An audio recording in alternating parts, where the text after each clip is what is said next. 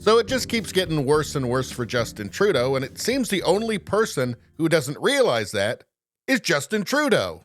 Here we've got from CTV News, majority of Canadians not even considering voting for the Liberals. That's from a Nanos Poll. And let's take a look at what they had to say. We asked Canadians for all of the federal parties whether they would consider or not consider voting for each of the federal parties. And we want to do a zoom-in spotlight on the Liberals right now because of what's happening with the ballot numbers. And you can see over time that, over the last 10 years, up to 60% or more of Canadians would be open to voting for the Liberals. Doesn't mean that they would vote, but would be open. Those would be accessible voters.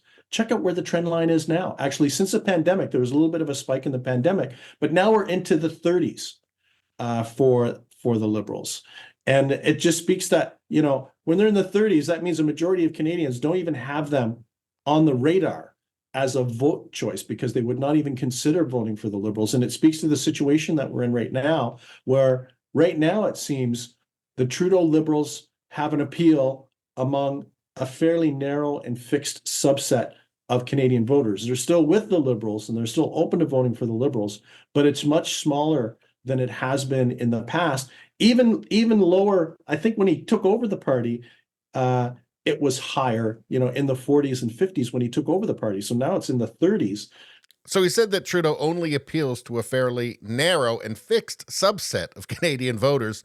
We call those Truanon. That's the percentage of the population that is always wrong about everything all the time. These are the people for whom Trudeau's policies could literally force them to live in a cave and have to forage in the forest for sustenance, and they would still vote for him. I mean, these are the people who would vote for Trudeau if he passed a law mandating sex changes for every single Canadian and their pets. These are the people that would vote for Trudeau if he declared his intention to make Canada a province of China. These are the people that would vote for Trudeau if he said that he intended to ban all cars, full stop, and everybody in Canada would have to travel either by hot air balloon or zip lines. So these are the people beyond reason. I guess it has something to do with Trudeau's hair, I guess. But as for the majority of Canadians, they're not even considering voting for him or the Liberals. Here's a brand new poll from Nanos. 20-point lead over the Liberals. The Conservatives have a 20-point lead. In fact, the Liberals are in danger of being overtaken by the NDP.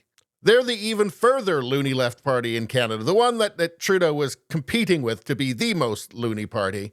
But I'm just not sure that more far-left lunacy is what the Canadian people really want. And as we see here, as it stands right now, and I know the election's not going to be until late 2025, probably not until then, although there's always hope.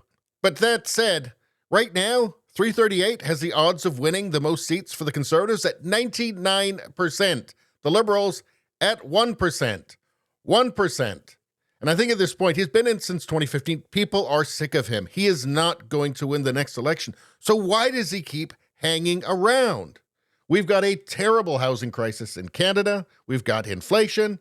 There's an epidemic of drug addiction, of crime. Healthcare is falling apart.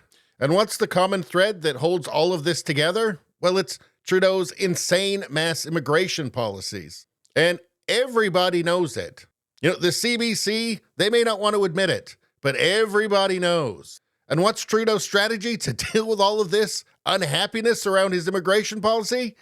The most important responsibility we have as a federal government is to make sure that Canadians themselves remain strong and positive and confident about immigration. Yeah, it feels like he doesn't even want to get elected. Why hang around? But in case you're a Truanon, don't worry. They've got another strategy. It has become glaringly obvious to everyone except for certain MAGA conservatives. The real story is the rise of a right-wing American MAGA-influenced thinking. That's right. Canadians are going to buy that. And here's the secret. Canadians aren't going to care what they call it, as long as it stops what Trudeau is doing now. Everybody knows we can't afford Justin Trudeau's luxury beliefs or his luxury taxes like the carbon tax, like his luxury beliefs on immigration, like his luxury beliefs on spending. There's just not enough people that are wrong about everything all the time now to save him. So why does he keep going? Why doesn't he resign? Well, I think he has a fairly grandiose vision of himself. He imagines that this is all part of his fate. This is providence that put him in the place that he's in. This has been decreed by the gods, and somehow they'll save him before the end. But it looks like, finally, thankfully, whatever gods that Justin Trudeau has been sacrificing Canada to have stopped listening. Anyway, that's all I got to say about that. Please like, share, and subscribe. Subscribing really helps me out. I thank you for that. I will see you next time.